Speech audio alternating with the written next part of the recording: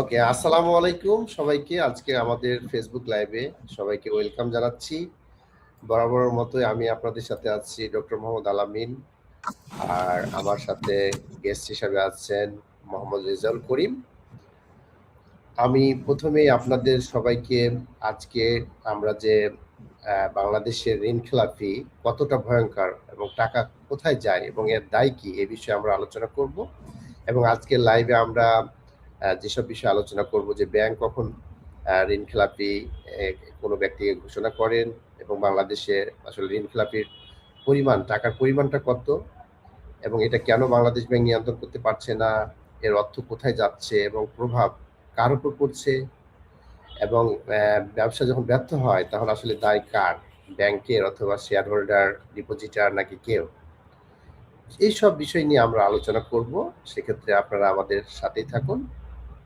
আমি আমাদের আজকের গেস্টকে ওয়েলকাম জানাচ্ছি। ওয়েলকাম মোহাম্মদ রেজাউল করিম ভাই আমাদের আজকের ফেসবুক লাইভে।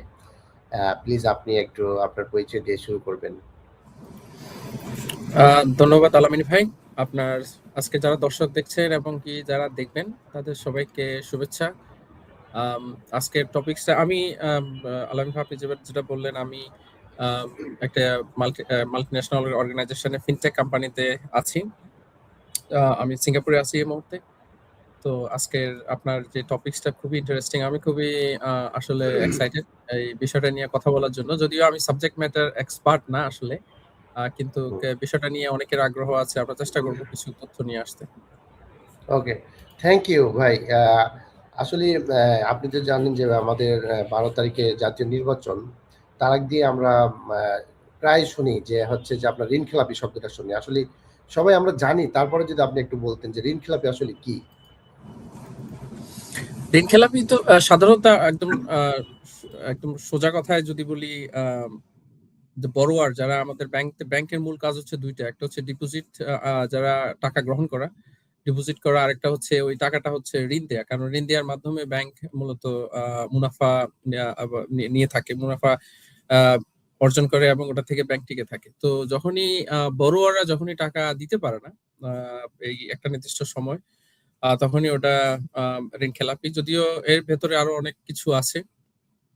আমাদের বাংলাদেশ ব্যাংক, আমাদের কেন্দ্রীয় ব্যাংক বাংলাদেশ ব্যাংকের বিভিন্ন গাইডলাইন অনুযায়ী অথবা পলিসি অনুযায়ী এর ভেতরে ব্যাংক যে লোনটা দিয়ে থাকে অথবা যে ঋণটা দেয় গ্রাহকদেরকে, ওটা বিভিন্ন সময় ডিউরেশন অনুযায়ী বিভিন্ন ভাবে ক্যাটাগরাইজ করা হয়। এটা একদম শুরুতে পারফর্মিং লোন বলে, যে লোনটার যে ইন্টারেস্ট বলি অথবা আমাদের সুদ আছে অথবা যেই ইনস্টলমেন্ট আছে, ইনস্টলমেন্টটা রেগুলারলি যখন দেয়া হয় তখন এটা হচ্ছে রেগুলার অথবা পারফর্মিং লোন, যে লোনটা হেলদি লোন, এটা কাজ করছে। আর যখনই এই ইনস্টলমেন্ট দেয়াটা বন্ধ হয়ে যায়, ওই সময়টাকে বিভিন্ন ডিউরেশন অনুযায়ী ওটার একটা ডেফিনেশন আছে বিভিন্ন ধরনের। আমরা অত ডিটেলসে যাচ্ছি না, কিন্তু স্বাভাবিক দৃষ্টিতে 3 মাস পর্যন্ত যদি ইনস্টলমেন্ট যদি বন্ধ থাকে, তখন থেকেই এটার উপর এক্সট্রা মনিটরিং শুরু হয়। এটা সাসপিশিয়াস থাকে কিছুটা সময়, এরপরে রিমাইন্ডার দেয়া হয়, ফলো আপ দেয়া হয়। এরকম চলতে থাকে 6 মাস। 6 মাসের পরে তখনই এটাকে এক ধরনের ব্যাড ডেপ্ট অথবা ব্যাড লোনের দিকে যাচ্ছে এরকম দৃষ্টিকোণ থেকে দেখা হয়। এবং আলটিমেটলি 12 মান্থস, যেটা আমি ঘাটাঘাটি করে যেটা বুঝলাম, 12 মাস পর্যন্ত যদি কোনো ইনস্টলমেন্ট যদি বন্ধ থাকে অথবা কোনো এঙ্গেজমেন্ট যদি না থাকে, তখন ওটা ব্যাড ডেপ্ট অথবা নন পারফর্মিং লোন বলা হয়, এনপিএল, নন পারফর্মিং লোন হিসেবে ডিফাইন করা হয়। তো একদম সোজা হিসাবে যদি বলি, 1 বছর পর্যন্ত যে লোনগুলো, যে ঋণগুলোর কোনো ধরনের পেমেন্ট, রিপেমেন্ট অথবা ইনস্টলমেন্ট বলে যদি বন্ধ থাকে, তাহলে কিন্তু এটা ডিফাইন করা হয় অ্যাজ এ ব্যাড ডেপ্ট। আপনি মিউট আছেন আলামিন ভাই। অনেক ধন্যবাদ আপনার সুন্দর এক্সপ্লেনেশনের জন্য। এখন যদি আপনাকে আমি একটু জানতে চাচ্ছি যে আসলে বাংলাদেশে এখন মোট কতটুকু মানে ব্যাড ডেপ্ট আছে, আপনি যদি একটু বলতেন। আমাদের ব্যাড ডেপ্টের পরিমাণ তো আসলে সচরাচর সবসময় পার্সেন্টেজ বেশি। ব্যাড ডেপ্টের যে রেশিওটা কনসিডার করা হয়, যে টোটাল যে লোন আছে, টোটাল যে পরিমাণ ঋণ সবগুলো ব্যাংকের, আমাদের প্রায় 45 থেকে 50টা, আমি যদি ভুল না করি, ব্যাংক আছে, রেগুলার কমার্শিয়াল ব্যাংক। এই ব্যাংকগুলো যে পরিমাণ লোন দেয়া হয়, ওই লোনের যে পার্সেন্টেজটাই সাধারণত ধরা হয় যে কত পার্সেন্ট ব্যাড ডেট। ব্যাংক অনুযায়ী এটা ভ্যারি করবে, কিন্তু টোটাল কনসোলিডেটেড যদি ধরা হয়, আমাদের গত যে 2000 জুলাইয়ের অভ্যুত্থানের পরে ড্রাস্টিক্যালি ডাইনামিকলি আসলে ওই পার্সেন্টেজটা বেড়ে গেছে। এর আগে ছিল অনেকটা 10%, 10 থেকে 12%-এর মতো ছিল ব্যাড ডেট, যেটার পরিমাণ ছিল হয়তোবা 1.45 লাখ কোটি টাকা, মানে 1.4 ট্রিলিয়ন টাকা এরকম। আর সেটা 2024-এ যখন এরপরে সেটা ডাবল হয়ে গেছে অনেকটা, 20%, 20 থেকে 22%-এর মতো হয়ে গেছে। আর গত বছরের আমি সারপ্রাইজ হয়েছি যে কিছু যে একটা ডেটা দেখে 2025-এর সেপ্টেম্বরে ওই ডেটা হচ্ছে 6.4 লাখ ক্রোড়, মানে অনেক 6.4 ট্রিলিয়ন টাকা, ইউএস ডলারে প্রায় 58 বিলিয়ন ইউএস ডলার। সো এরা হচ্ছে হিউজ অ্যামাউন্ট। এখন কোশ্চেন হতে পারে যেটা নতুন সরকার বা বর্তমান তত্ত্বাবধায়ক সরকারে কেন বেড়ে গেল, ওটা হচ্ছে একটা ইন্টারেস্টিং টপিক, ওটা আমরা ডিসকাস করবো আজকে হয়তো। এটা ওইটাই আসলে আমার আসলে জানতে ইচ্ছা করছে, আপনি যে এটা বললেন এটা তো অনেক বিশাল একটা এমন হঠাৎ করে বেড়ে গেল, আসলে এই পরিস্থিতিটা কিভাবে সৃষ্টি হলো এবং আমাদের কেন্দ্রীয় ব্যাংক এটা আসলে নিয়ন্ত্রণ করতে পারছে না কেন? আপনার কাছে কি মনে হয়? আসলে বিষয়টা হচ্ছে যে মানে আমরা যদি এই ঋণ খেলাপিতে বিষয়টা যদি বলি এক ধরনের একটা মহামারী রোগ যদি বলি, অথবা যদি ক্যান্সার বলি, তাহলে সমস্যা হচ্ছে আগে যেটা হতো যে ক্যান্সার ছিল, কিন্তু ক্যান্সার এটা জেনেও না জানার ভান করেছিল সবাই। এই যে বিষয় পুরা যে পরিমাণ ঋণ খেলাপি, এটাকে যেভাবে ডিফাইন করা উচিত, যে সেন্ট্রাল ব্যাংকের গাইডলাইন অনুযায়ী যেভাবে এটাকে আইডেন্টিফাই করা উচিত, অথবা যে বইয়ে যেভাবে অন্তর্ভুক্ত করা উচিত সেভাবে করা হয় নাই। সো নতুন সরকার যখন আসলো, তখন ওনারা যখন এটা প্রত্যেকটা ব্যাংকের সাথে যোগাযোগ করে যে পরিমাণ লোন আছে সেগুলো লোনের যে শিডিউলিং দেখে, টাইম ফ্রেম দেখে সবগুলো যখন ভালো করে ভেরিফাই করলো, তখন দেখা যাচ্ছে যে আসল পরিমাণ যেটা হুট করে বের হয়ে আসলো। তো এর মানে এই না যে গত 1 বছরে মানে এই হঠাৎ করে এই ব্যাড ডেট গুলো অথবা ঋণ খেলাপির সংখ্যা বাড়ছে, আসলে বেড়েছে অনেক লম্বা সময়, প্রায় যে গত 12 বছরের আনফরচুনেটলি ওই সময়টাতে বেড়েছে, কিন্তু এটা আইডেন্টিফাই করা হয়েছে তত্ত্বাবধায়ক সরকার আসার পর। তার মানে আসলে এটা আগে থেকেই ছিল, বাট তত্ত্বাবধায়ক সরকার ওদের ডিফিনিশন অনুযায়ী ভালোভাবে এটাকে বের করে আনছে, মানে প্রকৃতির চিত্রটা তুলে ধরছে আসলে। কিন্তু আসলে এটা দেখা যাচ্ছে যে আগের সরকারের এটা এত পরিমাণ ঋণ খেলাপি, মানে এত পরিমাণ টাকা ছিল। তো আপনার আসলে এই যে ঋণ খেলাপি যে হয়ে যায়, বা যখন ঋণ খেলাপি যে টাকাগুলো আসলে এই টাকাগুলো কোথায় যায়? ঋণ খেলাপির এগুলো তো ডেফিনেটলি এখানে কয়েকটা ডিপেন্ড করে আসলে এটা ঋণ খেলাপির এই ধরনটা কিরকম। আমি তার আগে একটু বলে নিই যে জি অবশ্যই আমাদের এই যে মানে 6.4 ট্রিলিয়ন ইউএস টাকা, অথবা 58.5 বিলিয়ন ইউএস ডলারের যে লোনটা, এটা কিন্তু এখনো কিন্তু কন্টিনিউ হচ্ছে। এখনো হয়তোবা এটা সংখ্যা আরো বাড়তে পারে, যদিও পুরা রিভিউ এবং অ্যাসেসমেন্টটা এখনো পুরোপুরি শেষ হয় নাই। এর ভিতরে কিছু ব্যাংকের আমি যে বললাম যে প্রায় 35% হচ্ছে টোটাল লোনের, 35% হচ্ছে ব্যাড ডেট। এখন মানে প্রতি 100 টাকায় 35 টাকা হচ্ছে এটা আর পাওয়া যাবে না, এটা রাইট অফ করতে হবে অ্যাজ অফ নাও, এখনকার পর্যন্ত। কিছু ব্যাংকের এই পার্সেন্টেজটা হচ্ছে 50 থেকে 90%, যেটা আরো আসলে অ্যালার্মিং। টোটাল লোনের 50 থেকে 90% হচ্ছে এটা খেলাপি ঋণ হিসেবে ওনারা এটা দেখাইতে হবে হয়তো আগামী এই মানে নেক্সট ফাইন্যান্সিয়াল ইয়ারে, অথবা আগামী 1 থেকে 2 বছরের ভেতরে। তো আপনার নেক্সট কোশ্চেন হচ্ছে, আপনার যে বললেন এটা এই মানে কিভাবে হয়, এটা তো বলছিলেন না? আপনার টাকাগুলো কোথায় যায় আসলে? আর এমনটা কোথায়? হ্যাঁ, এই টাকাগুলো কোথায় যায়? এটা আমার ইন্টারেস্ট। মানে টাকা তো এই যে পুরো অ্যামাউন্টটা, এটার মেজরিটি অ্যামাউন্ট মানে একটা পার্সেন্টেজ চলে যাচ্ছে দেশের বাইরে। আমরা সবাই জানি যে মানি লন্ডারিং হচ্ছে, দেশের বাইরে টাকা পাচার হচ্ছে, সোজা বাংলায় আমরা যেটা বলি টাকা পাচার। সো এই যে টাকা পাচার হচ্ছে, আসলে মূল মানে বিগ চাঙ্কের টাকা তো হচ্ছে ব্যাংকের টাকা। এরপরে আরো অনেকগুলো সোর্স আছে, বিভিন্ন ধরনের এই যে ব্যবসায়ী আছে, ব্যবসায়ীদের যে অসাধু উপায়ে ব্যবসা করে যেটা হুম, রেকর্ড হুম। করা যায় না সেটা পাচার করে। কিন্তু আসল মূল টাকা পাচারের অন্যতম উৎস হচ্ছে এই যে ঋণখেলাপি যারা অসাধু উপায় আমরা ডিসকাস করব হয়তো যে কিভাবে ঋণখেলাপিটা হয়। একটা হুম, বিশাল হুম। অংশ বড় মাপের বড় অ্যামাউন্টটা হয়ে থাকে হচ্ছে ফ্রড এবং পলিটিক্যাল ইনফ্লুয়েন্স এর মাধ্যমে এবং এই পুরো টাকাটাই কিন্তু দেশের বাইরে পাচার হয়। কারণ দেশের ভেতরে তো এটা ইউজ করার সুযোগ খুবই কম থাকে। যে অংশটুকু দেশের ভেতরে থাকে যেটা হয়তোবা মিসম্যানেজমেন্ট বলি অথবা অনিচ্ছাকৃত অথবা আ জেনুইন বিজনেস লস যেটা হয়। আমি হুম, বিজনেস হুম, করলাম, ব্যাংক থেকে লোন নিলাম। আমার হুম, আনফরচুনেটলি বিভিন্ন সার্কামস্টেন্সেস এ আমার বিজনেস ফেইল করলো অথবা এক্সপেক্টেড রিটার্ন আসলো না।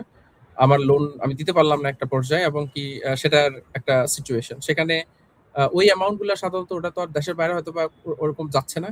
ওটা দেশের আমাদের ইকোনমিতে এটা রিসাইক্লিং হচ্ছে অথবা ঘটছে কিন্তু আ তো আপনার মেজরিটি কাছে কি অ্যামাউন্টটাই মনে কিন্তু হয় দেশের যে বাইরে পাঠায়। যে কত পার্সেন্ট আসলে ইচ্ছাকৃতভাবে আপনি যেটা বলছেন যে বাইরে টাকা পাঠিয়ে দেয় অথবা বাইরে হুম। চলে যায় এরকম কত পার্সেন্ট এবং আসলে রিয়েলি তারা শোধ করতে পারছে না অথবা তাদের ব্যবসা লস করছে এরকম আপনার কাছে কোনো স্ট্যাটিস্টিক্স আছে কিনা? তো ঐরকম স্ট্যাটিস্টিক্স আসলে বের করাটা খুবই কঠিন। আমার জানা মতে ওই তারপরে কেমন ধরনের হতে পারে নেই। হয়তোবা 50% আছে হতে কিন্তু পারে? হ্যাঁ, আমি হয়তো জানি না। কিন্তু কেন বলা যায় যে মেজরিটি অ্যামাউন্টটা বাইরে চলে যাচ্ছে এই কারণে আমরা তো দেখলাম আমরা অনেক নিউজ দেখেছি যে কয়েকটা ব্যাংকের যে অবস্থা অথবা হুম, হুম। আমরা নাম না বললেও আমরা অনেকেই জানি যে হ্যাঁ, এই টাকাগুলো সাধারণত ওরা বিভিন্ন সিঙ্গাপুর, দুবাই হ্যাঁ, অথবা সম্প্রতি যেমন আপনাকে হুম, একটু ডিস্টার্ব দিলাম। সম্প্রতি যেমন ৭ টা ব্যাংকে একীভূত করা হয়েছে। তাই না? হ্যাঁ, তাদের তো এক্সাক্টলি ব্যাংকগুলোর অবস্থা খারাপের কারণে তো এটা করা হয়েছে। তাই না? করা হয়েছে। হ্যাঁ। হ্যাঁ। যেহেতু এগুলো ওই তা যে আমরা আগের যেটা বললাম যে কিভাবে করা হয় এটা ডিসকাস করলে বোঝা যাবে যে হ্যাঁ, হ্যাঁ। পলিটিক্যালি ইনফ্লুয়েন্স আ করে যতগুলো ঋণ নেয়া হয় এবং হুম, এগুলো যখন খেলাপি হয়, এর হুম, হুম। মেজরিটি অ্যামাউন্টই কিন্তু দেশের বাইরে চলে যায়। আ আ এই ওই বুঝতে ওই পারছি। বি দেশের বাইরে ওরা পলিটিক্যালি যারা আছে অথবা হুম, বিভিন্ন ধরনের ব্যবসায়ী যারা আছে, অসাধু ব্যবসায়ী হুম, যারা আছে, ওরা দেশের বাইরে নিয়ে ওদের আমরা যেটা সবাই জানি যে সিঙ্গাপুর, দুবাইতে, হুম। কানাডাতে এই পাড়া, সেই পাড়া বিভিন্ন ধরনের পাড়া আছে। বিভিন্ন হ্যাঁ, হ্যাঁ। ধরনের বিলিয়নিয়ার আছে, টপ বিলিয়নিয়ার আছে বাইরের দেশে কোনো ব্যবসা না করেও। তো জি, ওরা জি, জি, জি। কিভাবে পাচ্ছে? বেসিক্যালি এই আমাদের দেশের ব্যাংকের টাকাগুলো নিয়েই কিন্তু এসব হচ্ছে। তো আপনার ওই যে আপনার ঋণ খেলাপির এর প্রভাবটা আসলে কি? আপনি যদি একটু বিস্তারিত বলেন এবং এর ফলে আসলে শেষ পর্যন্ত কারা ভোগে? এবং যদি ব্যাংক আবার ডিপোজিটরের কাছে টাকা ফেরত দিতে সক্ষম হয়, তাহলে আসলে সমস্যাটা কোথায়? এগুলো নিয়ে আপনি যদি একটু বলেন। না, একটা গুড পয়েন্ট। এখন অনেকেই হয়তো মনে করে যে ঋণ খেলাপি হওয়ার পরেও কিন্তু ব্যাংকের আ অনেক ব্যাংক কিন্তু লোন দিচ্ছে। এখন এগুলো আরো হ্যাঁ, অনেক লম্বা সময় ডিসকাশনের ব্যাপার। আমি খুব সামারাইজ করে বলি। সেটা হচ্ছে সিউর। আ বেসিক্যালি এই সাফারার হচ্ছে আ ডিপোজিটর। হুম, যাদের হুম। টাকা ব্যাংকে আছে ওদের টাকাটাই তো যাচ্ছে। এখানে জি, তো জি, আর জি। সরকারের টাকাও নাই। এখানে হুম, আপনার যে ব্যাংকের ওনার মালিক শেয়ার হোল্ডার যারা আছে, শেয়ার হুম। হোল্ডারদের একটা অংশ অবশ্যই আছে। কিন্তু হ্যাঁ, মূল টাকাটা হচ্ছে ডিপোজিটরের। So yes. ডিপোজিটররা হচ্ছে সাফারার হ্যাঁ, এট দ্য হ্যাঁ। Very first step. হুম, এর হুম, মাঝে হুম, সিচুয়েশন আছে যেমন ব্যাংকের অবস্থা যখন একদম দেয়ালের পিঠ থেকে যাওয়ার হ্যাঁ, মতো, হুম, এই পুরো বিষয়গুলা যখন এক্সপোজ হচ্ছে, হুম, আম যখন ব্যাংকের লিকুইডিটি একদম সিরিয়াস লেভেলের বা আপনার ক্রাইসিস লেভেলে চলে যাচ্ছে, তখন আর হুম, ব্যাংক এটা কাভার দেওয়ার সুযোগ থাকে না। এটা মাস্কিং করার সুযোগ থাকে না, লেয়ারিং করার সুযোগ থাকে না। যেটা হয়েছে যে ৪-৫ টা ব্যাংক আমরা যেটা দেখলাম যে ওদের সিরিয়াস লিকুইডিটি শর্টেজ আর আস্তে, আস্তে তারা বড়োয়ারদের টাকা বন্ধ করে লিমিটেড করে দিল। অনেক হুম, হুম। ক্ষেত্রে টোটালি বন্ধ করে দিল যে উঠানো যাবে না। বিভিন্ন ধরনের নিয়ম চালু করল। জি, জি, জি। তো বড়োয়াররা হচ্ছে ফার্স্ট সাফারার। আমরা দেখলাম হুম, যে অনেকেই তাদের সেভিংস, লং টাইম সেভিংস কিন্তু উঠাতে পারে নাই। হুম, হুম, হুম, টাকার অ্যামাউন্টটা খুব বেশি না। কিন্তু ওদের জন্য যার ডিপোজিট আছে তার জন্য হয়তোবা এটা বিশাল কিছু। স্টুডেন্টের আ আ আপনার টিউশন পেমেন্টের জন্য হয়তো সেভিং করলো, সেটা দিতে পারল না। মেয়ে বিয়ে দেওয়ার জন্য অনেক কেস আছে। আসলে হাজার, জি, জি। হাজার আমরা হুম, দেখছি যে গত ২ বছরে। হুম, সো বড়রা হচ্ছে ডিপোজিটররা হচ্ছে নাম্বার 1 সাফারার। এরপরে ব্যাংক তো অবশ্যই সাফারার। আমাদের banking hmm, industry as a whole hmm, sufferer. যে ব্যাংকগুলো আম টাকা চলে যাচ্ছে, ওখানকার যে এমপ্লয়িরা আছে ওরা সাফারার। আমরা হুম, যদি যে ৪-৫ টা ব্যাংক একসাথে হলো, এখানে তো অবশ্যই একটা ইমপ্যাক্ট আছে। এখানে অনেকে চাকরি করছে। আর ব্যাংক যখন মার্জ করে এটার মূল পারপাস টা হচ্ছে কস্ট সেভিং। সো হুম, এখানে হুম, একটা হিউজ একটা পরিমাণের হিউজ বলি, কম বলি, বেশি বলি, এক ধরনের রিস্ট্রাকচারিং হবে। হুম, অনেকের হয়তো চাকরির ক্ষেত্রে এটার একটা ইম্প্যাক্ট হতে পারে।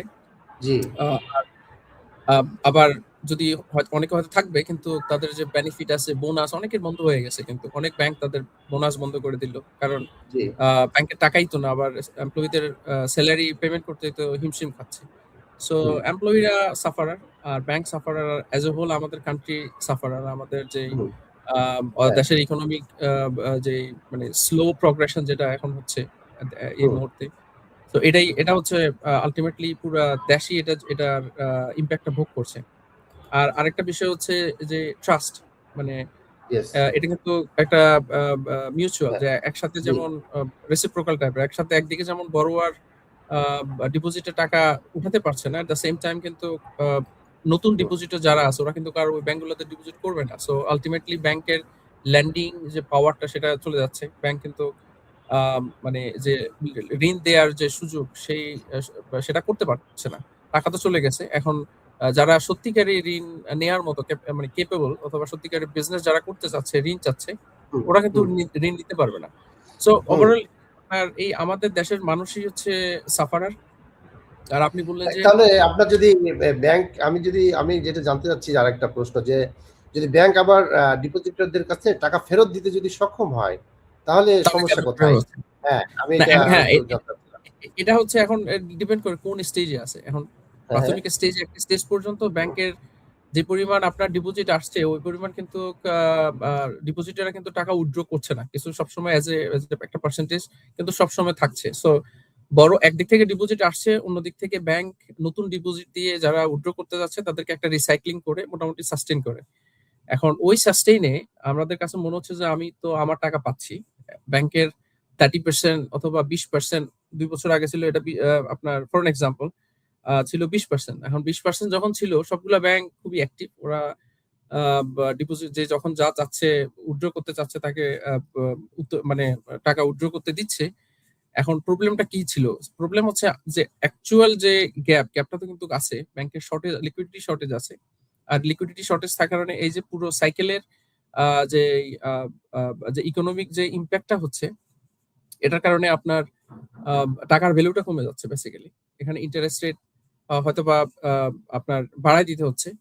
ইন্টারেস্ট রেট বাড়ায় দেওয়ার কারণে ব্যাংক অনেক ক্ষেত্রে আমরা শুনি যে টাকা ছাপাচ্ছে, তাই না? এই যে শর্টেজটা কোত্থেকে দিবে? ব্যাংক তখন কি করে টাকা ছাপাচ্ছে হয়তোবা? ফর এন এক্সাম্পল টাকা ছাপানো মানেই তো হচ্ছে এটা ইনফ্লেশন। আপনার হাতে যে আজকে ৳১০০ আছে অথবা ফর এন এক্সাম্পল আপনার ৳১,০০,০০০ ব্যাংকে আছে। আপনি আজকের এই ৳১,০০,০০০ কিন্তু আগামী আ বা মানে ২ বছর পরের যেই আপনি যে জিনিসটা কিনতে পারবেন সেটা কিন্তু আর কিনতে পারবেন না। তখন লাগবে হয়তো ৳১,২০,০০০।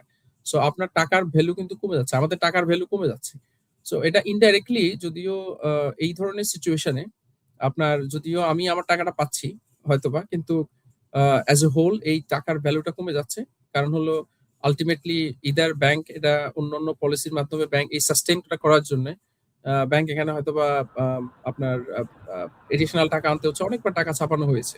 টাকা ছাপানো হওয়া মানেই হচ্ছে মার্কেটে সেইম আ আপনার ফ্লো বেড়ে যাওয়া কিন্তু আ আ অ্যাকচুয়াল ভ্যালু কিন্তু সেম। আপনার রিজার্ভ কিন্তু সেম।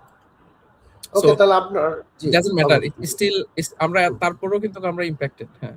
ও তার মানে এখানে টাকা ফেরত দিতে সক্ষম হলেও এটা অনেক প্রবলেম আপনি যেগুলো আলোচনা করলেন। তাহলে আমার কাছে মনে হয় দর্শক যদি শ্রোতা যারা আছেন যদি জি, এক্সাক্টলি। হুম। হ্যাঁ, তাহলে আমার কাছে মনে হয় আপনারা যারা আমাদের সাথে লাইভে আছেন আপনারা প্রশ্ন করতে পারেন। আমরা আমাদের গেস্ট আপনাদের প্রশ্নের অ্যান্সার করবেন। তাহলে আমার যদি যেটা আমরা জানতে চাচ্ছি যে যদি কোনো ব্যবসা আপনার ব্যর্থ হলো, হ্যাঁ? তাহলে সেক্ষেত্রে দায়িত্বটা আসলে কার? ব্যাংকের না শেয়ার হোল্ডার অথবা ব্যাংক ডিপোজিটরের? আপনার কাছে কি মনে হয়? আপনি যদি এটা বলতেন একটু। এখন ব্যর্থ বলতে যদি বিজনেস লস যেটা আমরা একটা হ্যাঁ, হ্যাঁ, যদি আমি সেটাই। এর আগে যদি বলি যে কি কারণে হুম, এই ঋণ খেলাপিটা সাধারণত হয়, রাইট? এখানে ২ টা কারণ হতে পারে। একটা হচ্ছে জি, জেনুইন বিজনেস। আমি যেটা বললাম বিজনেস করলেও ইট ক্যান বি লস। বিভিন্ন হুম, কারণ হুম, থাকতে পারে। প্যান্ডেমিক ছিল, আ জি, জিওপলিটিক্যাল বিষয় থাকতে পারে অথবা জি, আ পলিটিক্যাল আনস্টেবিলিটি সবকিছুর কারণে যেকোনো কারণে আমার যে কারো বিজনেস লস হতে পারে। হ্যাঁ, হ্যাঁ, আর আরেকটা হচ্ছে যদি ফ্রড যখন হয় তখন তো আর এই আ এই ফ্রড এর ক্ষেত্রে তো অবশ্যই someone should be responsible। এখন বিজনেসের ক্ষেত্রেও হুম, আমাদের দেশের নিয়ম অনুযায়ী যদি কোন বিজনেসম্যান তার রিপে করতে না পারে সেখানে তার কোলাটেরাল থাকে। সে কোলাটেরাল থেকে ব্যাংক কিন্তু ওটা কোলাটেরাল সিজ করতে পারে, অথবা এটা নিলাম দিতে পারে আলটিমেটলি, অথবা তাকে ব্যাংক্রাপ্টেড ঘোষণা করে দিতে পারে। সো আলটিমেটলি কিন্তু যে বড়োয়ার ইজ রেসপন্সিবল। আর এখন প্রবলেম হচ্ছে যে পলিটিক্যাল ইনফ্লুয়েন্স করে যে লোনগুলো নেওয়া হয়, যেটা আমাদের দেশে যেটা হয়েছে, যে হাজার হাজার কোটি টাকার ঋণগুলো মেজরিটি হচ্ছে পলিটিক্যাল ইনফ্লুয়েন্স থেকে হলো। তো এগুলোর জি রেসপন্সিবিলিটি কার? এটা তো ইট উইল বি, এখানে সেন্ট্রাল ব্যাংকের রেগুলেটরের অবশ্যই একটা দায়বদ্ধতা আছে। ওনাদের যদি কোনো মানে ইফিসিয়েন্সি বলি, যেটাই বলি, ওখানে ক্যাপ না থাকলে ইট ওয়াজ নট পসিবল, এটা সম্ভব ছিল না। জি আর আলটিমেট এই দুটো বিষয়, আর এখানে লিগ্যাল যে ইমপ্লিকেশন আছে আমাদের দেশের আইন অনুযায়ী অনেক বিষয় আছে। যদি কেউ আলটিমেটলি রিপেমেন্ট করতে না পারে, সেক্ষেত্রে তার আইনি বিভিন্ন ধরনের নিয়ম কানুনের মধ্যে দিয়ে যেতে হবে। এখন রুলস আছে, আমাদের পলিসি আছে, সমস্যা হচ্ছে আমাদের জি এগুলো ইমপ্লিমেন্টেশন কিন্তু ওরকম ছিল না, তার তার কারণে মানে এই সমস্যাগুলো তৈরি হলো। তো আপনার যে সেক্ষেত্রে যদি বড় ডিফল্টার যারা, হ্যাঁ, তাদের জন্য আইনগত শাস্তি ও দায় কি আপনার কাছে মনে হয়? আমি আমাদের ব্যাংকের যারা বিশেষজ্ঞ আছেন ওনারা বলতে পারবেন, কিন্তু আমার যতটুকু জানা, আমার জানা অনুযায়ী যদি কেউ ডিফল্ট হয়, ওই যে বললাম, তার হ্যাঁ দ্য ফার্স্ট স্টেপ হচ্ছে তার অ্যাসেট সিজ হবে, তার যে পরিমাণ আর্থিক যে পরিমাণ জামানত ছিল, কোলাটেরাল ছিল, সেগুলো ব্যাংক নিতে পারবে। হ্যাঁ এখন প্রবলেম হচ্ছে এই যে আপনার 6.4 ট্রিলিয়ন আপনার টাকার যে ঋণ খেলাপি, এটা হ্যাঁ তো, হ্যাঁ এটার কোনো কোলাটেরাল তো ছিল না আসলে। এখন হ্যাঁ এটা হ্যাঁ কোলাটেরাল নাই বিধায় কিন্তু ব্যাংক এখন কিছু করতে পারছে না, কারণ পুরো টাকাটাই কারা নিয়ে গেছে। কি বিজনেস এমনও আছে যার কোনো বিজনেসই নাই, মানে হ্যাঁ হ্যাঁ 400-500 কোটি টাকা লোন নিয়ে নিছে, কিন্তু কোনো বিজনেস নাই। একটা ওকে ফলস ফেব্রিকেটেড বিজনেস মডেল দেখায়, হুম হুম কোনো ধরনের ক্রেডিট রেটিং ছাড়া ব্যাংক লোন দিয়ে দিয়েছে। এখন এটা হ্যাঁ কিভাবে হ্যাঁ দিয়েছে সেটা হচ্ছে কোয়েশ্চেন, যে আমাদের দেশের যে একটা ব্যাংকিং সিস্টেমে কিন্তু ইটস নট ইজি ডিল। আপনার লোন নিতে হুম গেলে হুম অনেক লম্বা প্রসিডিউর দিয়ে যেতে হয়। আমরা জি যারা জি জি ক্ষুদ্র ব্যবসায়ী, ওনারা ভালো বলতে হ্যাঁ পারেন যে হ্যাঁ সামান্য হ্যাঁ ২-৩ লক্ষ টাকা লোন নিতে গেলে তাকে লম্বা একটা প্রসিডিউর দিয়ে যেতে হয়। কিন্তু হাজার অনেক হাজার কোটি টাকা নিয়ে নিচ্ছে কোনো প্রসিডিউর মেইনটেইন না হ্যাঁ করে।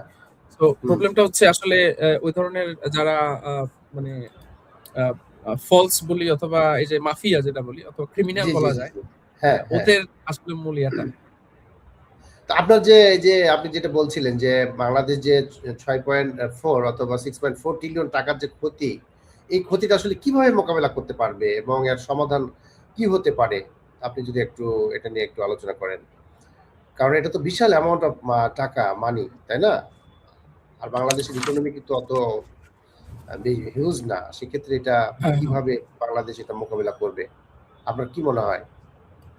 না, আমার আমার মনে হচ্ছে এখন এই পুরো টাকাটা আরেকটা আরেকটা ইয়া হচ্ছে যে এই গত, মানে এটা তো হচ্ছে এখনকার সময়ের অ্যামাউন্ট। এর ভেতরে আমরা জানি যে কিছুদিন আগে, আমার মনে হয় গত বছরের আহ, আহ, যে ট্রান্সপারেন্সি ইন্টারন্যাশনাল অথবা ডেইলি স্টারের সুবাদে একটা ডেটা ছিল, প্রায় 200 আহ, 234 বিলিয়ন ইউএস ডলার টোটাল 12 বছরে, জি, জি, জি। গত শাসনামলে হুম, প্রায় 12 বছরে এই পরিমাণ টাকা চলে গেছে। তো এটা হুম। কিন্তু বিভিন্ন জায়গায় আছে। এই টাকাটা ইচ্ছা করলে হুম, নিয়ে আসা যায়। আমাদের এই হ্যাঁ, টাকাটাই হচ্ছে আমাদের যে প্রত্যেক বছর ৫-৬ বিলিয়ন করে পাচার হলো। ব্যাংকের হ্যাঁ, টাকাগুলো নিয়ে দেশের বাইরে নিয়ে গেল। এগুলো ইচ্ছে করলে কিন্তু আমি যতটুকু জানি যে তত্ত্বাবধায়ক সরকার অনেক চেষ্টা করেছেন। এটা হ্যাঁ, কন্টিনিউ করতে হবে। হুম, লিগ্যাল প্রসিডিউর অথবা আমাদের যে আন্তর্জাতিক বিভিন্ন যে আইন কানুন আছে, ওর ভেতর দিয়ে এই টাকাটা কিভাবে ব্যাক করা যায়। হুম, এটা হচ্ছে একটা ওয়ে এটা ব্যাক হুম, করার জন্য। তারপরে যেসব ব্যবসায়ী যাদের অ্যাসেট আছে, কোলাটেরাল ছিল, হুম, অথবা হুম, নামে বলি অথবা বেনামে বলি, হ্যাঁ, হ্যাঁ, এটা ওখান থেকে নেয়ার একটা ব্যবস্থা করা যায়। হুম, আর অবশ্যই এটা হচ্ছে ইমিডিয়েট অ্যাকশন, যে ক্যাশ টাকা যেটা হুম, নিয়ে আসার ব্যাক করার অবস্থা। জি, আর জি, অবশ্যই আরো এখানে তো অনেক অ্যাকশন নেয়া যায়, যেটা হচ্ছে এটাকে বন্ধ করা যায়। যারা অলরেডি এখন হ্যাঁ, ঋণ খেলাপি আছেন, জি, ওদের কিভাবে বন্ধ করা যায় যে ওরা যেন আর ইনখিলাপি হতে না পারে, এটা যেন ওরা আবার কন্টিনিউ করতে না পারে। প্রবলেমটা হচ্ছে হুম, ওটা করতে পারলে হুম, এট লিস্ট হুম, যেই অ্যামাউন্টটা, যেই স্টেজে আমাদের ক্ষতিটা যে হুম, পর্যায়ে আছে, এখান হুম, থেকে আমরা একটা কিউরের ব্যবস্থা করতে পারি। হুম, হুম, হুম। আ তো আপনার এই আমি একটু আপনাকে জিজ্ঞেস করতে চাচ্ছিলাম যে, এই যে বর্তমানে যে রাজনৈতিক প্রভাব খাটায় যে আপনার হচ্ছে যে ঋণ খেলাপি, হ্যাঁ? তো রাজনৈতিক আসলে প্রভাব ঋণ খেলাপিকে কিভাবে আরো উস্কায় দিচ্ছে? বলে আপনার কাছে মনে হয়? হ্যাঁ, এটাই তো আমাদের সবচেয়ে আসলে দুঃখের বিষয় যে পলিটিক্যাল ইনফ্লুয়েন্সের কারণে যখন ফাইন্যান্সিয়াল সিস্টেমে যখন পলিটিক্যাল ইনফ্লুয়েন্স থাকে, হুম, যে হুম, আহ, যে গভর্নেন্স, যেটা একটা ব্যাংকের ব্যাংকিং সিস্টেমে যে যে পরিমাণ কন্ট্রোল, কমপ্লায়েন্স, হুম, কন্ট্রোল, হুম, গভর্নেন্স থাকা উচিত, সেগুলো যখনই গ্যাপ হয়, আর এটা গ্যাপ হওয়ার আহ, যদি মানে পলিটিক্যাল বলতে যদি এখানে ইন্ডিপেন্ডেন্টলি যদি মেনটেন করা না যায়, আর এখানে যদি সরকারের ইনফ্লুয়েন্স থাকে, সো এই জি, ডিউ ডিলিজেন্স গুলো করা অথবা এই কমপ্লায়েন্স হুম, স্ট্যান্ডার্ড মেনটেন করাটা খুবই টাফ। আমরা হুম, যেটা আহ, আমরা জানি যে অনেক এর আগে এই আমি যেটা বললাম যে কোনো ধরনের বিজনেস ছাড়া জি, হুম, শুধুমাত্র রাজনৈতিক রিলেশনশিপ অথবা সম্পর্কের জাত ধরে হুম, অনেকে ইচ্ছা মতো টাকা লোন নিল, লোন নেওয়া এটা লোন না, আসলে এটা এক ধরনের লুটিং এর মতো। আমার হুম, আমার হুম, এখন 1 লাখ ফর এক্সাম্পল 100 কোটি টাকা দরকার, একটা হ্যাঁ, বেনামি একটা বিজনেস মডেল দাঁড় করিয়ে আমি ব্যাংকের সাথে হুম, একটা রিলেশনশিপ করে। এখন ব্যাংকও আবার দুই রকমের হতে পারে, এখানে ইনএফিসিয়েন্সির একটা বিষয় থাকতে পারে, আর একটা হচ্ছে পলিটিক্যাল ইনফ্লুয়েন্স যখন থাকে তখন তোর ব্যাংকেরও ব্যাংকের বলতে যারা সাধারণ যারা আছেন, ব্যাংকের এমপ্লয়ি যারা আছেন, ওনাদের হয়তো কিছু করার থাকে না, কিন্তু ব্যাংক ওনার, আমাদের দেশে যে ব্যবসায়ীরা ব্যাংক মালিক হয়ে, বড় বড় ঋণ খেলাপি যারা, ওরা ব্যাংকের কিন্তু শেয়ার হোল্ডার। সো জি, এই জি, জি, এই যে বিষয়গুলো, এটা ওটা বন্ধ করতে হবে। এই ওটা বন্ধ করা না গেলে এখন এই যে আমাদের সামনে পলিটিক্যাল যে রিফরমেশনের যে একটা সুযোগ আসছে, জি, জি, জি, আহ, এই হুম, সময় কিন্তু আমাদের একটা স্টেপ নিতে হবে, যেটা আমরা এখন কিভাবে বন্ধ করবো। আমরা জানি আমাদের আহ, খেটে খাওয়া মানুষের এই যে টাকা, হ্যাঁ, ব্যাংকের টাকা তো সাধারণ আম মানে আম জনতা জি, যেটা জি, বলি, জি, জি, খেটে খাওয়া মানুষের পয়সা, হ্যাঁ, এই পয়সাটা কি আমরা আবার কি, এই টাকাটা কি আবার এরকম নিতে দেব, আবার হাজার হাজার হ্যাঁ, কোটি টাকা নিতে দেবো কিনা, সেটাই, এটা সেটাই, সিদ্ধান্ত হ্যাঁ। গ্রহণের সময় আসছে আসলে। হ্যাঁ, তার মানে এখন এটা আমাদের আসলে এটা ভালোভাবে আমাদেরকে যেহেতু রাজনৈতিকভাবে যেন কেউ টাকা নিয়ে ঋণ খেলাপি না করতে পারে এটার প্রতি আমাদেরকে গুরুত্ব দিতে হবে। এবং ইন্টারেস্টিংলি হুম। আসলে আমাদের যে বর্তমান যে সামনে নির্বাচন আসতেছে, কোনো সব দলই মানে ভাষা বলছে দুর্নীতিমুক্ত, কিন্তু বাট এই বিষয়গুলো নিয়ে স্পেশালি কোনো কথাবার্তা শোনা যাচ্ছে না। এটা আমাদের একটা উদ্বেগজনক ব্যাপার আমার কাছে মনে হয়। তো আপনি জানেন যে এই নির্বাচনে আমরা যতটুকু দেখলাম যে মোটামুটি ৮২ জন মতো ঋণখেলাপি তারা মনোনয়ন জমা দিয়েছিল, এবং আসলে সেটা তো খুবই উদ্বেগের বিষয়। তো সেক্ষেত্রে আসলে কতজন যে মনোনয়ন পেয়েছে এটা আমি এক্সাক্টলি বলতে পারছি না। তো সে বিষয়ে যদি আপনি একটু বলতেন, এবং যদি ঋণখেলাপি যারা তারা যদি আপনার মনোনয়ন পেয়েও থাকে, তাহলে সেক্ষেত্রে আমাদের রাজনীতি এবং বাংলাদেশের ক্ষেত্রে এটা কি ধরনের প্রভাব পড়বে, সেটা যদি আপনি একটু আলোচনা করতেন।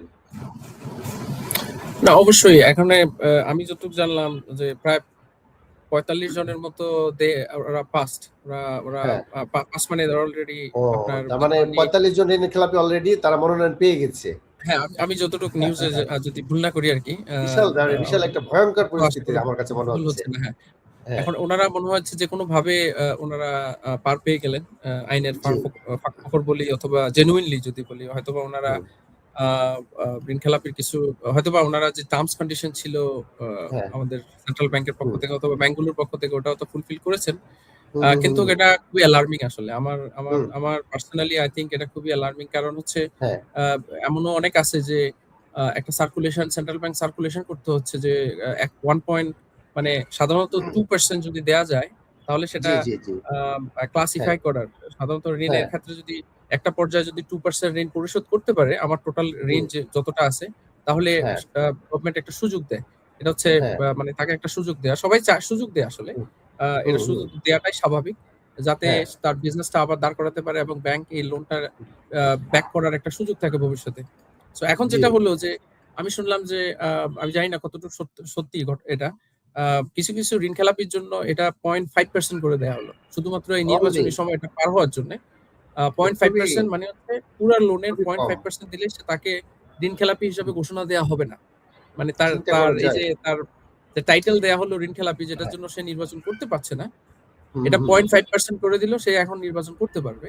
এখন হ্যাঁ, কি হ্যাঁ, হবে? হ্যাঁ, আগামী ৬ মাস পর হয়তোবা তাকে একটা টাইম দিল। সে একটা হয়তো অ্যাপ্লিকেশন হ্যাঁ, করে বোঝালো যে হুম, আমি ৬ মাস পরে আবার বাকি টাকাটা দেব, কিছু টাকা দেব। জি, জি, জি, এখন জি, ৬ মাস পরে তো নির্বাচনের পর তাকে হয়তো খুঁজেও পাওয়া যাবে না। আবার এমনও হতে পারে যে সে হয়তো একটা ব্যাংকের মালিকও হয়ে যেতে পারে।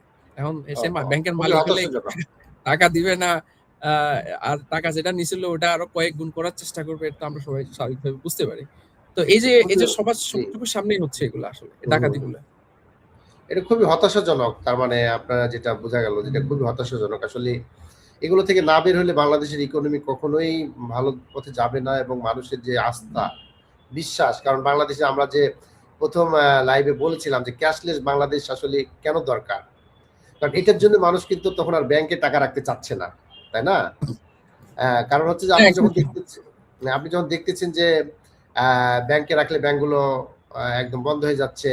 তারপর বিভিন্ন ঋণখেলাপি কোটি, কোটি টাকা নিচ্ছে, তাদের কোনো বিষয় হচ্ছে না। কিন্তু আপনি ১-২ লাখ টাকা হুম, একটা যদি কৃষক অথবা একটা মজুর, একটা শ্রমিক যদি নেয়, তার পিছে দেখেন আপনার তার দেখা যায় বাড়ি-টাড়ি সবকিছু ক্রপ করার নির্দেশ দেয়। তো সেক্ষেত্রে মানে আমাদের যে আসলে বৈষম্য বিরোধী ছাত্র আন্দোলনের ফলে যেটা একটা বাংলাদেশ পেলাম, তার প্রকৃতির মানে আমরা সেই অর্থে আমরা বাংলাদেশে কোনো চেঞ্জই করতে পারলাম না।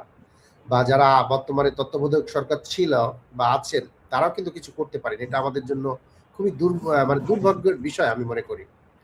তো আশা করা যায় অবশ্যই, অবশ্যই। আমি মনে করি আপনার এটা আসলে দুর্ভাগ্যের বিষয়। জি, কারণ হচ্ছে এখন এরকম একটা সুযোগ ছিল যে আ সাধারণভাবে এট লিস্ট যারা ঋণখেলাপি, যারা এখন অনেকে হয়তো বলতে পারেন যে ঋণখেলাপির জেনুইন যারা বিজনেস ফেইলিউর করলো, বিজনেস ফেইল করতে পারে, এটা নিয়ে অনেক ডিবেট থাকতে পারে। কিন্তু আ আমার পার্সোনাল ওপিনিয়ন হচ্ছে এখন কেউ যদি ঋণখেলাপি আ আ আ ৫০০ কোটি অথবা ১,০০০ কোটি, ২,০০০ কোটি এরকম অনেকে আছে। এটা লিস্টও আছে। এটা আমার মনে হয় অলরেডি পাবলিশ করে দিয়েছে। তো জি, জি। তারা যদি নির্বাচন না করতে পারে তাহলে তো তাদের তো বিজনেস তো বন্ধ হবে না। নির্বাচন না করতে হ্যাঁ, হ্যাঁ, করাটাতে কি হ্যাঁ। এতই তো জরুরি ছিল না তার জি, বিজনেস জি। কন্টিনিউ করার জন্য। সো হ্যাঁ। আ এই সুযোগ না পেলেই সবচেয়ে আমাদের দেশের মানুষের জন্য ব্যাংকিং সেক্টরের জন্য ভালো হতো আসলে। জি, জি, জি।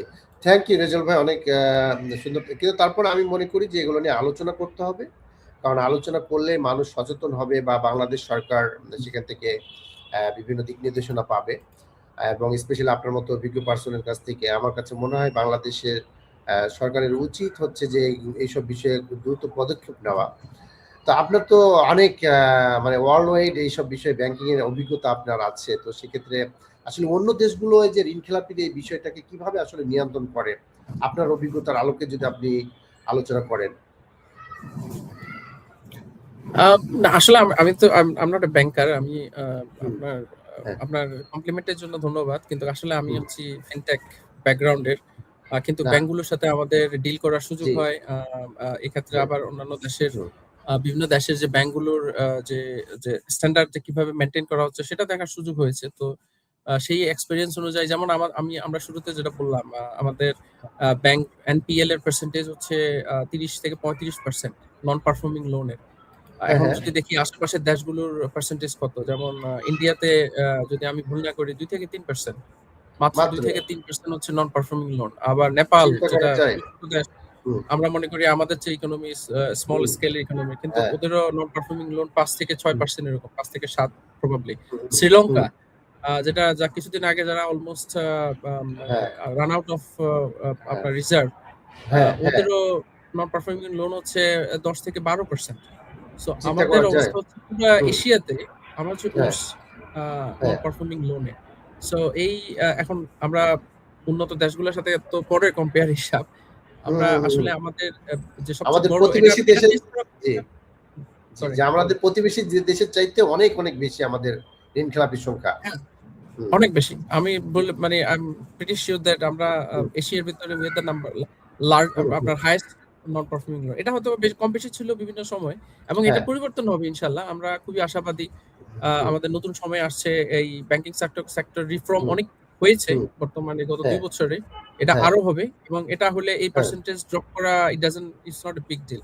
এখন হ্যাঁ, আরেকটা আপনি কম্পেয়ার এর কথা বললেন। এখন আমার কাছে যেটা জি, মনে হয় যে বিষয়গুলো গ্যাপ ছিল, বড় আঙ্গিকে একদম মোটা দাগে যে বড় বিষয়টা ছিল হলো আ এক ব্যাংকিং সেক্টরে বিভিন্ন লেয়ারের কন্ট্রোল আছে। এখানে ব্যাংকের ক্ষেত্রে হুম, ইন্টারনাল কন্ট্রোল আছে, হুম, ব্যাংকের হুম, কমপ্লায়েন্স আছে, তারপরে আছে সেন্ট্রাল ব্যাংক, তারপরে আছে গভর্নমেন্ট আছে, এখানে মিনিস্ট্রি আছে। সো হ্যাঁ, এই বিভিন্ন আ চেক অ্যান্ড চেক অ্যান্ড হুম, ব্যালেন্স এর বিভিন্ন অপশন আছে। আমাদের হুম, শুধু হুম, ওই ফাংশন হুম, গুলা অ্যাক্টিভেট হুম, করতে হবে, ইমপ্লিমেন্ট করতে হ্যাঁ, হবে। হ্যাঁ, আর আরেকটা বিষয় হচ্ছে ব্যাংকগুলোর ক্ষেত্রে যে রেশিও, যে রেটিং যেটা বলে, আমাদের যে ব্যাংকের জি, রেটিং আছে, রেটিংটা খুব হুম, ইম্পোর্টেন্ট। এই হুম, রেটিংটা যদি বেটার হয় আমাদের এই ব্যাংকগুলো আন্তর্জাতিক বিভিন্ন দেশের সাথে যে লেনদেন করার ক্ষেত্রে হুম, বিভিন্ন সুযোগ মানে আপনার বিভিন্ন ধরনের অ্যাডভান্স হুম, সুবিধা পাওয়ার ক্ষেত্রে পার্টনারশিপ হুম, করার ক্ষেত্রে হুম, আমাদের ব্যাংকের স্ট্যান্ডার্ড আপনার খুবই ইম্পর্টেন্ট। রেটিং বেটার রেটিং খুবই ইম্পর্টেন্ট। আর এই রেটিংটা কিন্তু এই লোনের পার্সেন্টেজ এগুলো হচ্ছে একটা ফ্যাক্টর। আর হুম, আল্টিমেটলি যখন আমরা বিভিন্ন কন্ট্রোল হ্যাঁ, ইমপ্লিমেন্ট করব, যেমন আপনার এখানে হুম, কমপ্লায়েন্স আছে, তারপরে হুম, এক্সটার্নাল অডিট করা যায়। আমরা ইচ্ছা হুম, করলে এক্সটার্নাল অডিট অ্যাপয়েন্ট করতে পারি। যেমন হুম, গ্লোবালি আর্নেস্ট ইয়ং আছে, তারপরে হুম, এখানে ডেলয়েট আছে, আরো অনেকগুলো আন্তর্জাতিক মানের যাদের কাজ হচ্ছে বিভিন্ন ব্যাংকগুলোকে অডিট করা। তো এই যে আমার জি, যে জি, পলিসি আছে, আমার হ্যাঁ, যে রুলস রেগুলেশন ব্যাংকের আছে, এগুলো কি হ্যাঁ, এপ্লাই করা হচ্ছে কিনা ব্যাংক এগুলো হুম, অডিটররা এগুলো চেক করবে। এটা হ্যাঁ, আমাদের দেশে ছিল না। আমি যতটুকু জানি আমাদের হুম, লোকাল হুম, ইন্টারনাল কন্ট্রোল বিভিন্ন ইন্টারনাল কোম্পানি ছিল যারাও আনফরচুনেটলি ম্যানিপুলেট হয়ে গেছে। টাকার কাছে সবাই বিক্রি হয়ে গেছে। হ্যাঁ, হ্যাঁ, হ্যাঁ, আর সেন্ট্রাল ব্যাংকে তো অসাধু লোক ছিলই। এটা অস্বীকার হ্যাঁ, করার কোনো জো নেই। যারা এগুলো হ্যাঁ, সব ওভারলুক করেছে। ওরা অডিট করতে জি, এসে চা পানি খেয়ে চলে গেছে। তোমার টাকা পয়সা জি, নিয়ে জি, চলে গেছে। জি, তো জি, জি, এগুলো আ ইমপ্লিমেন্ট যারা অন্যান্য দেশগুলো কিন্তু ওরা খুবই হুম, সব দেশ করে না। যেসব ব্যাংকগুলো করতে পারে ওইসব ব্যাংকগুলোই আস্তে, আস্তে তাদের রিপুটেশন গুলা বেশি থাকে। আ হুম, তাদের ট্রাস্ট ওইসব ব্যাংকগুলোর ক্ষেত্রে হ্যাঁ, গ্রাহকদের ট্রাস্টটা থাকে। আমাদের দেশেও আছে হুম, অনেক ব্যাংক যারা হুম। এটা মেইনটেইন করতে পারছে। আর যারা পারে নাই ওসব ব্যাংকগুলা হয়তোবা একটু এখন খারাপ সিচুয়েশন এর মধ্যে দিয়ে যাচ্ছে। ওকে, থ্যাংক ইউ রেজাউল ভাই। অনেক সুন্দরভাবে আপনি বুঝিয়ে বলছেন। আসলে এটা কি আপনার কথা থেকে বুঝলাম যে আসলে বাংলাদেশের যে ঋণখেলাপির সংখ্যা আমাদের পার্শ্ববর্তী ভারতের চাইতে অনেক, অনেক গুণ, তাই না? এবং ইভেন নেপালের চাইতে অনেক গুণ। আসলে এটা তো সেখান থেকে তো আমরা শিক্ষা নিতে পারি। আমার কাছে মনে হয় ভবিষ্যৎ যারা সরকার গঠন করবেন, তারা এই বিষয়টা দেখবেন। দরকার হলে আমরা তাদের সাথে কথা বলতে পারি যে তারা কিভাবে এটা করতে পারতেছে, অ্যাচিভ করতে পারছে কিভাবে, যে ঋণখেলাপিটাকে কমায় নিয়ে আসতে পারছে কিভাবে। সেটা আমরা কিন্তু করতে পারি। আমরা অন্যান্য ক্ষেত্রে আমরা বলি এটা ওটার চাইতে আগিয়ে আছি, হ্যাঁ? কিন্তু বাট আপনি এই ক্ষেত্রে যেটা আমার ইকোনমিক সবচাইতে আমাদের মূল ভিত্তি একটা দেশের, হুম। সেক্ষেত্রে আমরা তাদের কাছ থেকে আমার কাছে মনে হয় শিক্ষা নিতে পারি। তো আমাদের লাইভটা অলরেডি 37 মিনিট হয়ে গেছে। আমি আচ্ছা। আর অত বেশি বাড়াবো না। আমরা মনে হয় অনেক কিছু শিখলাম। তারপর আমি আপনার লাস্ট প্রশ্ন আমি করতে চাই যে আসলে বাংলাদেশ কিভাবে আপনার হচ্ছে যে ঋণ খেলাপি এটাকে কমাবে? তারপর হচ্ছে আপনার যে আপনি দেখছেন যে ব্যাংক লোন যে প্রতারণার মাধ্যমে নেওয়া হচ্ছে অথবা রাজনৈতিক প্রভাব খাটিয়ে নেওয়া হচ্ছে, হ্যাঁ? এগুলো তো অপরাধ, তাই না? তাহলে এই ধরনের লোকেরা ছিনতাইকারী এবং লুটেরা ছাড়া তো কিছুই নয়। আমরা কি তাদের নাম প্রকাশ করে অবশ্যই। শিক্ষণীয় উদাহরণ তৈরি করতে পারি? আপনার কাছে কি মনে হয়? আর সেক্ষেত্রে সরকারের ভূমিকা কি হওয়া উচিত? আর কি করা যায় আপনার মতে? আপনি যদি একটু বলতেন। আপনার না, অনেক কিছু আমরা আপনার ডেফিনিটলি আমার মনে হচ্ছে আমাদের মানে করার সময় হচ্ছে এখন। এটা জি, already it's getting too much. আসলে এটা এতটাই হ্যাঁ, মানে মানে মাত্রা এতটাই ছাড়িয়েছে। আ জি, জি, জি, এটা আসলে আমরা হয়তোবা অনেক সময় আমরা নিজেরাও বুঝি না। যখন এই বিষয়গুলো নিয়ে একটু গভীরে যাওয়ার পরে হুম, বোঝা যায় আসলে কি হচ্ছে। আর যারা জি, আছেন জি, ব্যাংকিং সেক্টরে তারা তো অবশ্যই জানেন। আমরা হ্যাঁ, ব্যাংকিং হ্যাঁ, হ্যাঁ, সেক্টরের বাইরে আছি। আমরা হয়তো একটু হ্যাঁ, হ্যাঁ, ঘাটাঘাটি করে বুঝে নিতে হবে বিষয়গুলা। হুম, সো হুম, হুম, আ সবচেয়ে ইম্পোর্টেন্ট হচ্ছে নাম্বার 1 আমি বলব পলিটিক্যাল ইনফ্লুয়েন্স ডিটাচ করতে হবে জি, জি, এট এনি কস্ট। হুম, হুম, পলিটিক্যাল হুম, ইনফ্লুয়েন্স যদি থাকে আমি যত হ্যাঁ, কিছুই করি না কেন, এখানে যত আপনার আ হুম, আমাদের আমাদের গভর্নমেন্টের প্রাইম মিনিস্টার যেই হোক না কেন, আমাদের যেই হ্যাঁ, আসুক, যদি হ্যাঁ, central bank hmm, independently without any kind of influence, কেন্দ্রীয় হ্যাঁ, ব্যাংক হচ্ছে রেগুলেটর। কেন্দ্রীয় হুম, ব্যাংক কোন ধরনের ইনফ্লুয়েন্স ছাড়া আ একদম 100% যতটা মেক্সিমাম ইন্টিগ্রিটি, হুম, হুম, গভর্নেন্স হুম, এবং ইন্ডিপেন্ডেন্স যে কন্ট্রোল এটা নিয়ে কাজ করতে হবে। হুম, এটা যদি করতে পারে আ আমাদের আমাদের ইকোনমি ইট ক্যান বি আপনার এই হুম, ব্যাংকগুলো ঘুরে দাঁড়ানো it's just a matter of hmm, time. Within a year আমরা হয়তোবা এটা হুম, একদম একটা ভালো একটা সিচুয়েশন মানে স্টেজে হুম, চলে আসতে পারবো। জি, জি, কিন্তু জি, এটা হচ্ছে ১ নাম্বার। আর ২ হুম, নাম্বার হচ্ছে আমাদের ওই যে নেম অ্যান্ড শেম বললেন আপনি। জি, জি, যারা জি, আছে যদি এ ধরনের হুম, ফ্রড কাউকে খুঁজে পাওয়া যায় যে হ্যাঁ, মানে fraudulent এর মাধ্যমে ঋণ নিল। হ্যাঁ, হ্যাঁ, somehow সে হয়তোবা পার পেয়ে গেল কিন্তু এটা ধরা হুম, পড়ল। তাদের একদম অপটিমাইজ পানিশমেন্ট একদম যত হুম, রকমের সিভিয়ার হুম, পানিশমেন্ট যেটা বলে। হ্যাঁ, আমি জানি না এটা কেমন সিভিয়ার হতে পারে। তবে ওটা করতে পারে লিগালি। আর হুম, নেম অ্যান্ড শেম সবচেয়ে ইম্পোর্টেন্ট। নেম অ্যান্ড শেম বললে হ্যাঁ, এটা পাবলিকলি অ্যানাউন্স করে হুম, দেয়া। কনফার্ম হুম, হওয়ার পর অবশ্যই। হ্যাঁ, জি, পাবলিকলি অ্যানাউন্স করে দেয়া এবং কি তার যে সোশ্যাল আমাদের দেশে সোশ্যাল স্ট্যাটাসটা খুব হুম, সিগনিফিক্যান্টলি দেখা হয়। তার সোশ্যাল হুম, স্ট্যাটাস মানে যত ড্রাস্টিক্যালি সম্ভব একদম মানে ইমপ্যাক্ট করতে হবে। তো এটা জি। যখন ১টা-২টা হওয়ার পরে মানুষের মাঝে ওই হুম, অ্যাওয়ারনেসটা ক্রিয়েট হবে যে আমি হ্যাঁ, আ যে পার পেয়ে যাবো সেই সুযোগ নাই। হুম, আমাকে এটা ফেস হুম, করতে হবে। হুম, ওই ইনটেনশন ওই টেনডেন্সি থাকলে ওটাও হেল্প করবে। তবে ল এনফোর্সমেন্ট হচ্ছে সবচেয়ে হুম, ইম্পোর্টেন্ট। হুম, কন্ট্রোল হচ্ছে সবচেয়ে ইম্পোর্টেন্ট। কন্ট্রোল হুম, থাকতে হবে। কন্ট্রোল হলে জি, আল্টিমেটলি এগুলো বের হবে। ২-১ টা ভুল হতে হুম, পারে। হুম, ২-১ টা অঘটন ঘটতে পারে। সেগুলা বের হবে।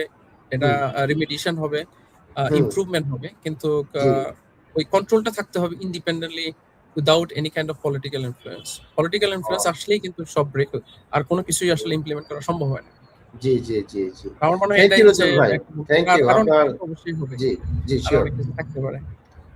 না, আপনি অনেক সুন্দর করে বলছেন। আসলে আজকে আমাদের লাইভে আমাদের যে মূল বাংলাদেশের আমি মনে করি যে আপনার যদি আমাদের শিক্ষা, চিকিৎসা, স্বাস্থ্য, ইকোনমিক্সটা সবচাইতে বড় ফ্যাক্টর। তো সেক্ষেত্রে আমাদের যে আমি মনে করি যে ক্যান্সারের মতো আসলে যেটা ইকোনমিকটা আমাদের হুম, মানে ধসে গেছে অথবা নষ্ট হয়ে যাচ্ছে, এটা নিয়ে আমরা আজকে আলোচনা করেছি এবং আলোচনা থেকে আমরা দেখলাম যে আসলে বাংলাদেশ ইভেন নেপালের চাইতেও ওখানে যে ঋণখেলাপির সংখ্যা মানে মাত্রা তার চাইতে বাংলাদেশে অনেক, অনেক গুণ। হ্যাঁ? আমি মনে করি যে কয়েকশো গুণ আমি মনে করি যে মাল্টিপল টাইমস আপনার হচ্ছে যে ঋণখেলাপি বাংলাদেশে। তো সেক্ষেত্রে আমরা নেপালের মতো ছোট্ট একটা দেশের কাছ থেকে আমরা কিন্তু শিখতে পারি।